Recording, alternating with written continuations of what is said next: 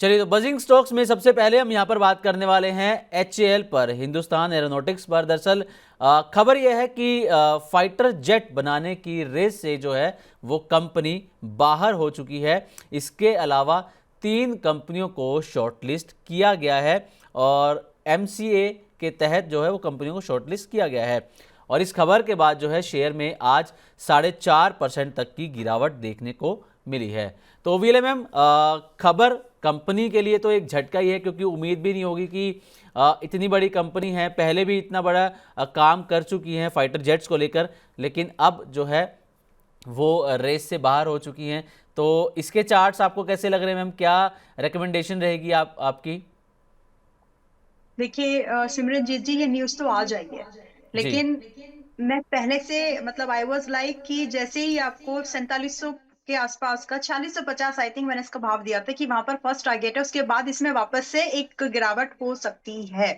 अब जी ये हो न्यूज अब आई है, लेकिन आप देखिए कि जो इसका बाइंग का रेंज में दे चुकी है ऑलरेडी, एज क्लोज टू 3500 बोला था और वो आ जाएगा। अब तो न्यूज जी भी मिल गई मार्केट को, तो अब तो वैसे भी आना है। सो थिंग इज कि आपको वैल्यूएशन, और वैसे भी एचएएल की स्पेशलाइजेशन थी क्या, जी हेलीकॉप्टर्स, फाइटर जेट्स, इनकी रिपेयरिंग का मेजोरिटी इसको बिजनेस मिलता था उससे। अब अगर जी यही जो टेंडरिंग है, अगर उसी टेंडर का पार्टिसिपेशन, या फिर बोल लीजिए उस लेवल से उसको बाहर ही निकाल दिया, तो आप ये समझ सकते हैं कि जो ताज एचएएल के ऊपर था, जो हम जानते थे जिस नाम से हिंदुस्तान एरोनॉटिक्स लिमिटेड को, वो कहीं ना कहीं हट गया है। तो ये एक जी बड़ा, जब भी आप ये मतलब it's a very special note, ध्यान से सभी इन्वेस्टर्स को समझना चाहिए। whenever you are investing in any company which is highly dependent on tenders और in a particular niche industry, तो वहां पर आपको हमेशा ये जरूर देखना है कि मोनोपोलिक कंडीशन अगर टूटती है, मैं फिर से बोल रही हूँ, मोनोपोलिक कंडीशन अगर टूटती है तो स्टॉक बहुत बहुत टूट जाते हैं।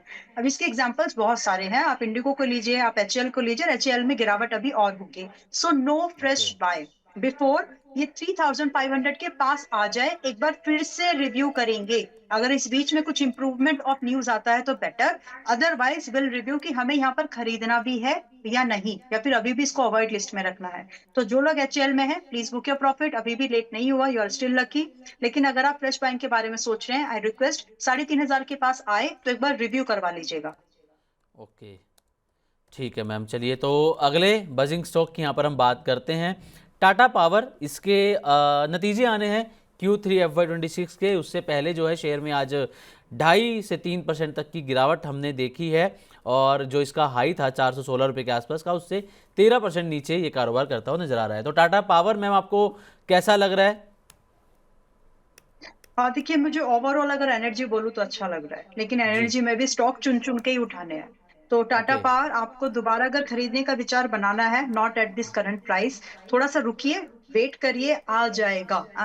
मतलब जो लोग रेगुलरली देख रहे हैं वो धीरे धीरे समझ रहे हैं कि कब मैं हल्के से आ जाएगा बोलती हूँ, कब आ जाएगा ऐसे ना एम्फोसाइज कर रही हूँ। तो जी जी जी। Please wait. टाटा पावर आपको 335 के आसपास, मैंने आसपास बोला है, 5 पॉइंट प्लस माइनस आप थोड़ा देख लीजिए, बट क्लोज टू 335 आ जाएगा, और अभी 365 पर है।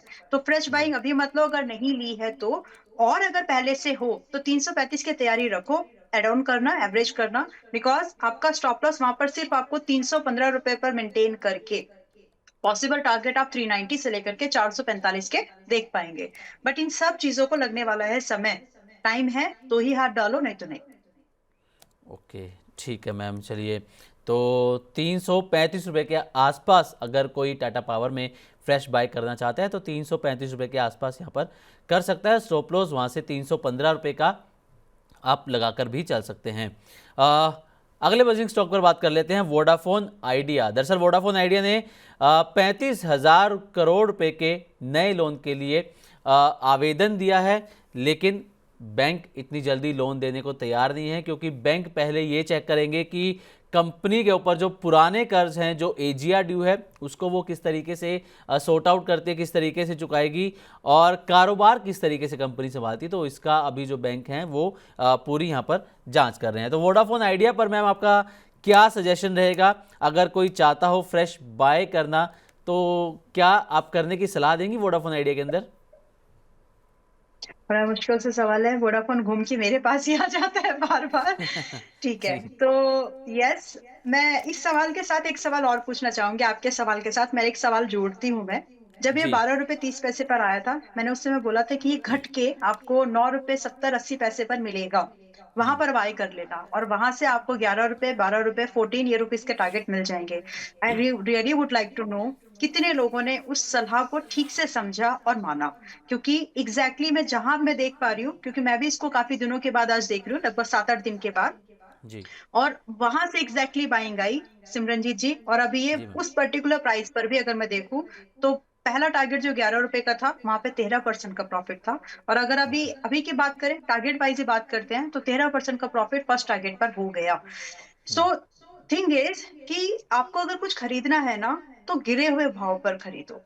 अभी ये चल जी गया है, ये मुझे इसलिए एक्सप्लेन करना पड़ा वापस से, कि जिस बाय प्राइस पर मैंने रिकमेंडेशन दी थी, from there it's already in very good profit. अब यहाँ हम्म से थोड़ा बहुत प्रॉफिट बुकिंग हो सकती है।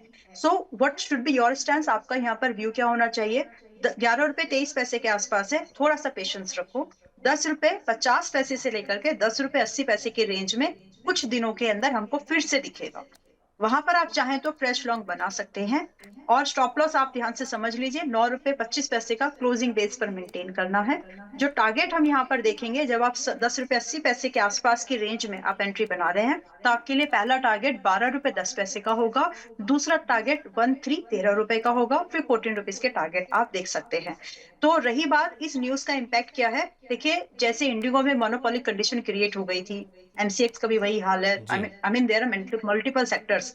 तो जी आइडिया भी, अगर आप टेलीकॉम इंडस्ट्री में अगर आप देखें, तो आज की डेट में मोनोपोली कंडीशन 2 4 कंपनीज की है, तीन है बहुत ज्यादा से ज्यादा, अगर आप देखेंगे तो फिलहाल के लिए मतलब इट्स लाइक कि नए एंट्रेंट लाने से बेहतर ये है समाधान, कि जो पहले से है उसको बचा लो।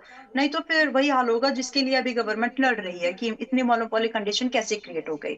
सो आई डोंट जी थिंक कि वो बहुत जल्दी वोडाफोन के अगेंस्ट में जाएगी ये बात। वोडाफोन के लिए ये कहीं ना कहीं ठीक ठाक बात ही है।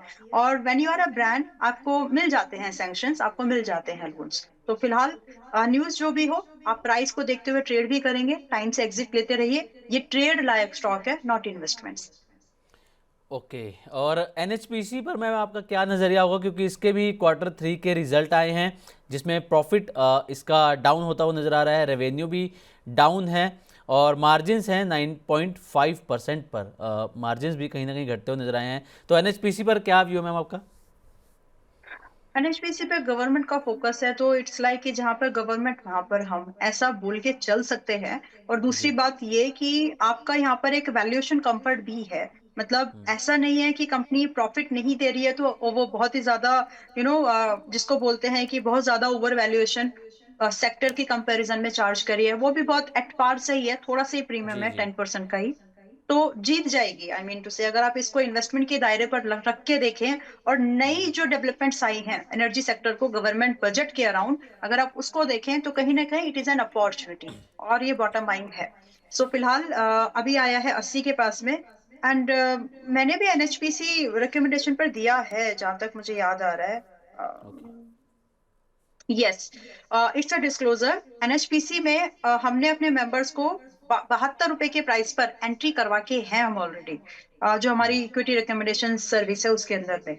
और 85 रुपए का मेरा पहला टारगेट है, so I am expecting a very good move in this. तो ऑलरेडी 80 पर आ गया है, अच्छे खासे प्रॉफिट पर है, बट और जा सकता है। सो कंसिडरिंग दैट, ये डिस्क्लोजर मैंने पहले ही दे दिया कि हमारा पहला टारगेट अभी हिट होना बाकी है, दो भी आ रहा है ना, परी 10 12% के प्रॉफिट पर हैं हम अभी भी, but still G 85 is yet to hit. So if you understand this disclosure, उसके बाद अगर आपको लग रहा है कि एनर्जी पर जो एक नैरेटिव है मार्केट में, जो बजट का आउटले है, उसको अगर आप समझते हो, तो सीरियस पैसा किधर जाएगा वो समझने की कोशिश करिए। तो एनएचपीसी में एक अच्छा चंक आ सकता है, बड़ा बिडर विन बन सकता है ये। ठीक है 80 रुपए मैम के भाव पर भी मुझे ठीक ही जी लगता है। 85 से 92 के टारगेट आराम से मिलेंगे, 4 5 महीने का व्यू लेके चलिए। स्टॉप लॉस रख लीजिएगा, ताकि आपको ज्यादा तकलीफ ना हो, 74 का। ओके ठीक है मैम। चलिए भारत कोकिंग कोल, ये मैम आपको कैसा लग रहा है, क्योंकि इसके भी रिजल्ट आए हैं, रिजल्ट कुछ अच्छे नहीं रहे हैं, रेवेन्यू इसका डाउन रहा है, थोड़ा सा घाटे में भी कंपनी रही है ये। हालांकि कारोबार कंपनी का बहुत अच्छा है, 58% के आसपास इसका शेयर है जिस कारोबार में कंपनी आती है। लेकिन जिस प्राइस पर इसकी लिस्टिंग हुई थी मैम 44-45 के अराउंड, वहाँ से लगातार देख रहे हैं हम उसके नीचे ही बना हुआ है। तो इस पर आपका क्या टेक रहेगा? यस। देखिए फिलहाल भारत कोकिंग कोल एक ऐसा स्टॉक है जो नेक्स्ट कोल इंडिया तो नहीं, लेकिन कोल इंडिया की छोटी बहन तो बन सकता है। ये मैंने ओके। प्राइस वाइज बोला क्योंकि Coal India is kind of a big बड़ा एनर्जी फ्यूलिंग सप्लाई में आता है इंडिया की। लेकिन कोकिंग भारत कोकिंग कोल एक ऐसी इंडस्ट्री है जो स्टील इंडस्ट्री की डिमांड को पूरा करती है, हुँ, क्योंकि स्टील इंडस्ट्री में हाई हाई जीसीबी कोल चाहिए, तो वो जो है ज्यादातर भारत कोकिंग कोल ही करके देती है वो। अब जब आप ये समझते हैं तो आपको इसके साथ कि स्टॉक तो चलेगा, ये तो आप समझ गए, बट प्राइसिंग एंट्री कहाँ पर करें? वैल्यूएशन, क्योंकि ऑलमोस्ट 100% के प्रॉफिट पर ये कंपनी लिस्ट हुई थी और जी। अभी भी अगर आप देखेंगे तो उसके आसपास बहुत ज्यादा डिक्लाइन अभी आया नहीं है। सो सिंपल स्ट्रैटेजी, इसमें आप ज्यादा इफ एंड बट करने की जरूरत नहीं है। It is an investment category stock. You you should not and you can not trade in this. मैं कैन नॉट इसलिए बोल रही हूँ क्योंकि बहुत वॉलेटाइल रहेगा आने वाले कुछ महीनों में। अभी तो ये हुँ, साइडवेज चल रहा है, लेकिन आने वाले समय में it gonna be very very volatile. So फिलहाल जब इसमें अनलॉकिंग्स होंगी ना, तब हम देखेंगे जी। इसमें वोलेटिलिटी बढ़ेगी। तो अभी के लिए 37 के पास में for me it's a buy. Stop loss आप रख लीजिए 27 पर, एंड पॉसिबल टारगेट अगर आप देख रहे हैं 55 का मेंटेन करके पहला टारगेट। 70 रुपए तक की भी एक्सपेक्टेशन आप एक साल के नजरिए से तो रख सकते हैं, बट दिस इज समथिंग जो मल्टीफोल्ड हो सकता है। तो आप जी। इसको अगर रख भी लेंगे तो आपको कोई कंसर्न, मतलब it's a kind of a portfolio stock, one second तो आप इसको होल्ड करिए।